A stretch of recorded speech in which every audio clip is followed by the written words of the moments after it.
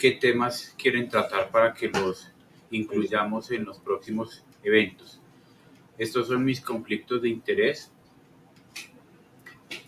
Una diapositiva sencilla para mostrar qué es lo que ocurre en la isquemia y por qué se ocurren estos cambios en la repolarización. Todos sabemos que la repolarización depende del potasio y la isquemia, al alterar la bomba de potasio dependiente de ATP y al quedar sin ATP, ese tejido hace que se acumule potasio extracelular. Lógicamente, si hay potasio extracelular en abundancia, se produce isquemia e injuria y cambios en la repolarización cardíaca, que lógicamente, dependiendo de los vectores que dependan de la repolarización, o sea, el QRS, principalmente el segmento ST y la onda T, pues de aquí van a ocurrir las alteraciones en los pacientes con isquemia.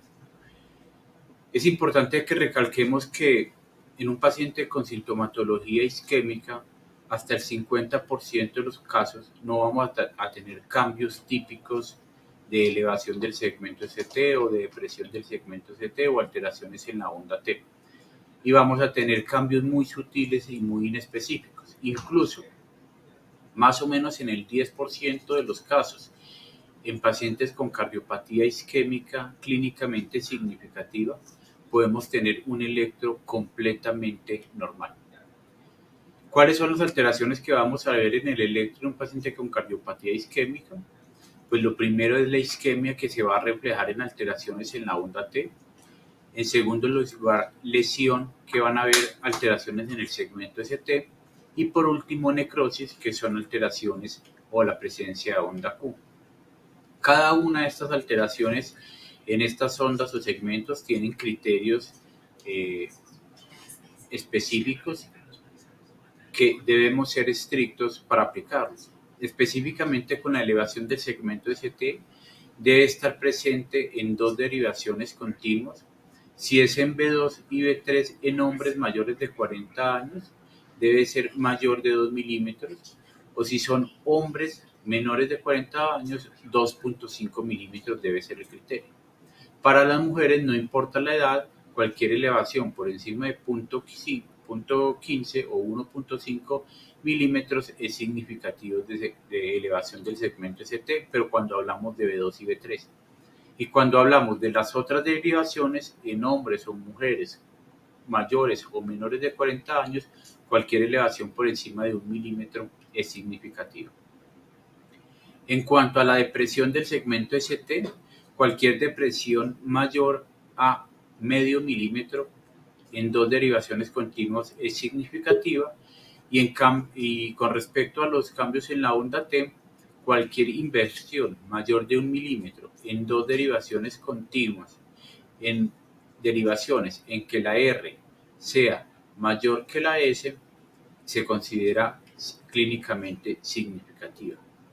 En cuanto a la onda Q, en general cualquier onda Q en cualquier derivación que dure al menos 20 o 30 milisegundos es significativa de necrosis, excepto en algunas derivaciones en las que la onda Q podría estar o ser normal, pero pues no vamos a hacer énfasis en estas especificaciones.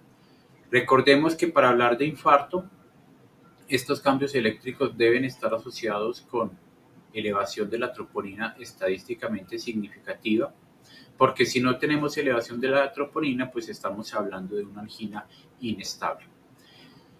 Hablemos un poquitico más de los cambios en la onda T, que en general nos hablan de isquemia. Normalmente la onda T debe tener un diámetro menor a 2/3 de la onda R, o al menos menor de 10 milímetros.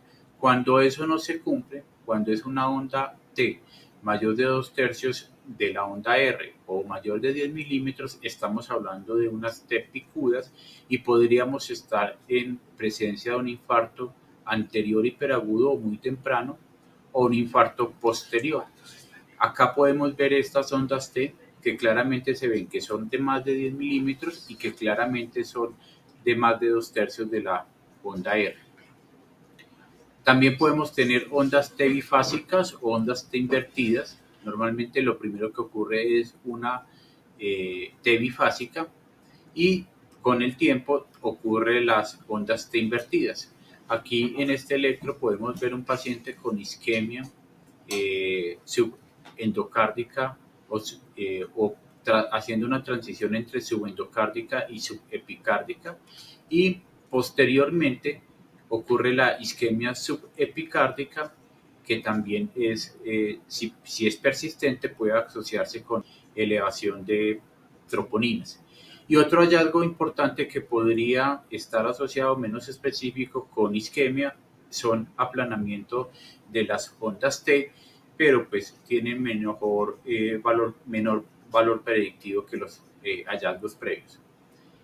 Estas ondas T invertidas normalmente son en cabeza de flecha, como en este ejemplo en el que veo una inversión de B1 a B4 en un paciente con isquemia subepicárdica anteroseptal, que se demostró posteriormente una lesión del 90% de la coronaria descendente anterior. Más ejemplos de isquemia subendocárdica anterior. Miren ondas T con más de 2/3 de la R y más de 10 milímetros, que son significativas para isquemia subendocárdica. El signo de Wellens tipo B también es un hallazgo de enfermedad isquémica inminente o de infarto agudo de miocardio inminente, y es esta inversión bifásica de la onda T, que cuando tenemos estos hallazgos se debe intervenir rápidamente el paciente, porque la probabilidad que tenga un evento isquémico en las próximas 24 horas es alto. Entonces, pues no es un infarto con elevación del segmento ST, pero es podría estar en cara de un paciente con una angina de alto riesgo o de un infarto sin elevación del segmento ST. Específicamente con el segmento ST, en la primera figura vemos cuando es normal.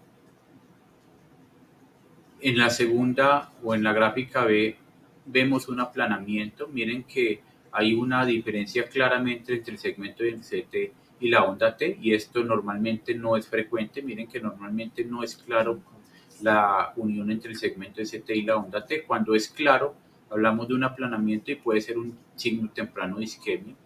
También podemos tener infradesniveles del segmento ST horizontales, que son normalmente de etiología isquémica, y otros un poquito más específicos como infradesniveles descendentes, que también son de cardiopatía isquémica.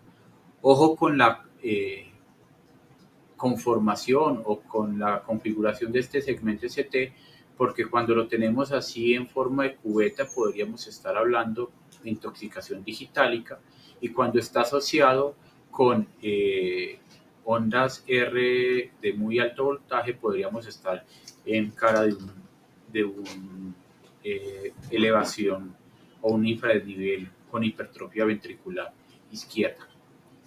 Acá vemos un infradesnivel, como les dije, mayor o de medio milímetro en B2 y B3, B4 y B5, en el que posteriormente se demostró enfermedad de la descendente anterior. Normalmente el infradesnivel ascendente no es significativo, pero el doctor Winter hace unos años nos demostró que podríamos tener este infradesnivel positivo, como lo ven principalmente en migraciones precordiales anteriores, asociados con T picudas, y podría ser una manifestación de un infarto con elevación del segmento ST en fases muy tempranas. Entonces, cuando veamos este patrón de Winter, corramos, porque podemos estar en los próximos minutos en un paciente con elevación del segmento ST. Y por último, la elevación del segmento ST, que como les dije, los primeros cambios que encontramos en los pacientes con elevación del segmento ST es las ondas T picudas. Posteriormente se eleva el punto J. Después de la elevación del punto J y el segmento ST puede ocurrir la onda Q, perdón, y posteriormente persiste la onda Q y empiezan a aparecer ondas T invertidas por la isquemia alrededor del punto de oclusión. El punto J es este punto donde empieza el segmento ST y donde termina el QRS. A veces no está muy claro, pero para que tengamos un punto de partida, lo vamos a comparar con el segmento PR como lo ven en esta derivación, y tengamos en cuenta que podríamos tener elevación desde el segmento ST en pacientes normales.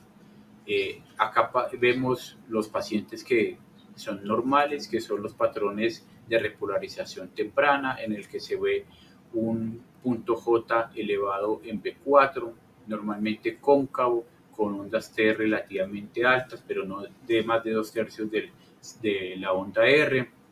O también podemos tener patrones o variantes normales en el cuales podría haber una inversión terminal de la onda T con un intervalo QT que tiende a ser corto y un segmento ST que puede ser convexo.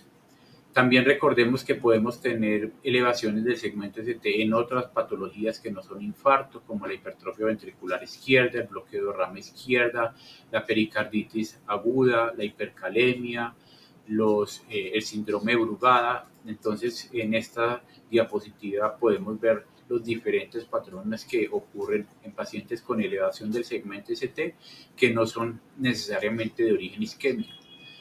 Dependiendo de las derivaciones comprometidas, vamos a mirar las caras: anteroseptal B1, B2, B3 y B4, anterolateral, cuando además de B1, B2, B3, B4 tenemos compromiso de B5, B6, D1, ABL, lateral ABL, D1, B5 y B6, inferior D2, D3, ABF, posterior hay que hacer derivaciones posteriores cuando haya un infradesnivel o unas ondas T invertidas en B1, B2 y B3, le hacemos derivaciones posteriores a los pacientes, y cuando tengamos elevaciones en cara inferior, hagamos derivaciones derechas porque podemos estar ante un infarto de ventrículo derecho. En cuanto a infarto de ventrículo derecho o la arteria comprometida en los infartos inferiores, si la elevación del segmento ST es mayor en D3 que en ABF o en D2, estamos en caras de un infarto inferior, pero con compromiso de la coronaria derecha. Cuando la elevación del ST es mayor en D2 o ABF con respecto a AB3, es más que todo un compromiso de la circunfleja, como lo vemos en este paciente, donde D3 está más elevado que ABF y fue un paciente en el que se encontró una oclusión de la coronaria derecha. También nos puede ayudar la elevación del segmento ST en cara anterior para saber si es una descendente anterior proximal o no. Por ejemplo, cuando tengamos un LST elevado asociado a bloqueo de rama derecha, es una descendente proximal. O cuando tengamos cambios recíprocos en cara inferior, también hablamos de una descendente anterior proximal. O cuando los cambios son asociados con elevación del segmento ST en inferior y depresión del segmento ST en B1, B2 y B3, podríamos estar en caras o con un paciente con una descendente anterior distal tapada. Aquí vemos un paciente con elevación del segmento ST, además de un bloqueo de rama derecha. Es un paciente con oclusión de la descendente anterior proximal. Y si vemos también el PR está prolongado, y este paciente tendría indicación de ponerle un marcapaso temporalmente porque tendría alto riesgo de bloqueo. ¿Qué pacientes? Miren qué pacientes con un PR prolongado y un bloqueo de rama derecha es una recomendación 2A para marcapasos, entonces tengamos en cuenta estas recomendaciones. Acá vemos un infarto con elevación del segmento ST anterior, en el que se ve un infradesnivel del segmento ST de pronto inferior, y estamos con un paciente con una descendente arterial proximal. Ya les hablé de los infartos posteriores, los vamos a sospechar cuando tengamos infradesniveles o ondas T invertidas en cara anterior y le vamos a hacer a nuestro paciente B7, B8 y B9 posterior. Y eso nos puede dar un infarto con elevación del segmento ST posterior, que normalmente es compromiso de la circunfleja. La necrosis, en general, cualquier elevación, cualquier onda Q que dure más de 40 milisegundos es significativa, pero tengamos en cuenta las ondas Q con elevación del segmento ST, porque podríamos estar con un paciente que no tiene dolor en presencia de un aneurisma ventricular o de un infarto evolucionado y pues no estaríamos hablando de un infarto agudo de miocardio. Los cambios recíprocos también hay que tenerlos en cuenta y es cambios en derivaciones diferentes a las que están directamente relacionados con el infarto y nos podría hacer confundir, pero siempre equivoquémonos al favor del paciente y pasemos a estos pacientes arteriografía coronaria temprana con cualquier elevación del segmento ST y no nos confundamos porque un paciente con elevación del segmento ST tenga un infradesnivel y de pronto nos tranquilicemos y no lo pasemos a cateterismo urgente.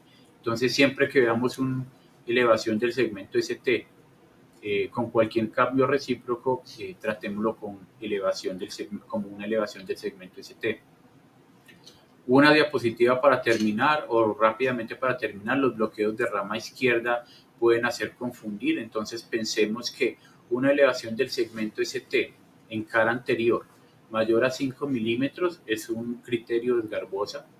El otro criterio de Edgar-Bosa podría ser una elevación al menos de 1 milímetro en B5 y B6 o en cara inferior, como lo vemos en este paciente con un infarto inferior, o cualquier infradesnivel del segmento ST en cara anterior es el tercer criterio de Edgar-Bosa y podríamos estar en presencia de un infarto posterior. Los bloqueos de rama derecha han ganado terreno en los últimos años y yo creo que no nos haga raro que en los próximos guías veamos que el tratamiento del infarto agudo de miocardio con presencia de bloqueo de rama derecha sea una indicación para pasar al paciente a cateterismo cardíaco de urgencia o angioplastia primaria, porque miren que estos pacientes están asociados con un peor pronóstico, con mayor riesgo de enfermedad de 2 o 3 vasos y alta probabilidad de compromiso de la descendente anterior proximal. Era lo que tenía para ustedes para hoy. Muchísimas gracias.